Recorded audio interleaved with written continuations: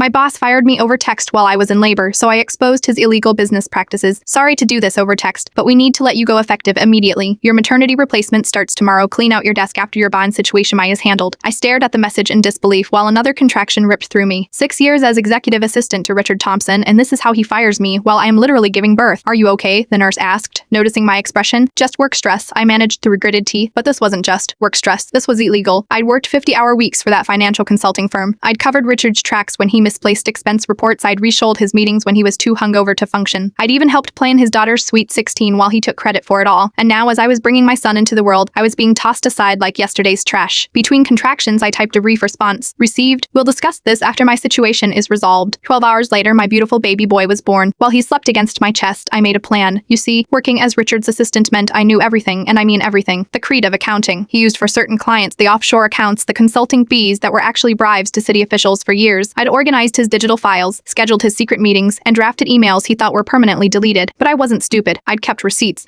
3 days after bringing my son home, I sent Richard an email requesting my legally mandated maternity leave and position reinstatement, citing the Family Medical Leave Act. His response was immediate. Your position has been eliminated. The decision is final. That's when I sent my second email, this one copied to all 7 board members with an attached folder labeled Richard's Creative Accounting 2021-25. Since my position has been eliminated, I wrote, I no longer have any professional obligation to keep the attached information confidential. I am sure the sexy would find it as interesting as you will. Within 20 minutes, my phone exploded with calls, first from Richard, then from the board chair, then from the company's legal counsel. I didn't answer any of them. Instead, I focused on my newborn while watching the chaos unfold via company-wide emails. I was still on the distribution list. Someone forgot to remove me by evening. Richard had been placed on administrative leave. By the next morning, I had an offer for 18 months severance pay, full benefits, and a non-disclosure agreement. 2 years salary, full benefits for 3 years, a glowing recommendation letter, and a formal apology. They accepted within the hour. I signed the NDA, which prohibited me from discussing specific financial irregularities I'd witnessed. But interestingly, it didn't prohibit me from reporting illegal activity to the appropriate authorities, something their lawyers apparently missed in their rush to contain the situation. So after depositing my first severance check, I made an anonymous tip to the sex with enough details to point them in the right direction. 6 months later, while I was interviewing for a new position, with triple my previous salary, I saw the news. Richard had been indicted on 17 counts of fraud and bribery. I smiled, kissed my son's forehead, and headed to my interview, finally free from covering someone else's tracks. Sometimes getting fired is the best thing that can happen to you, especially when you've got receipts.